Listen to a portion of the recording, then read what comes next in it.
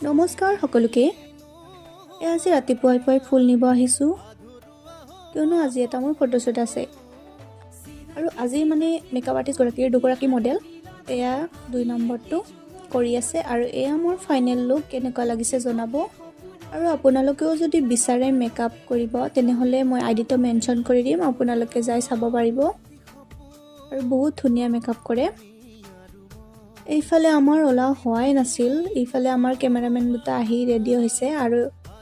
আমাক ৰখি কেমেৰামেনটো শুয়ে থাকিল যেহেতু আমি দুটা আছিলো সেই কাৰণে আমাক ওলাতে আমাৰ দেৰি হৈ গল এইফালে আমি দুয়ো আহিলো চন্দিকাত আমাৰ ফটোশ্বুট হ'ব আৰু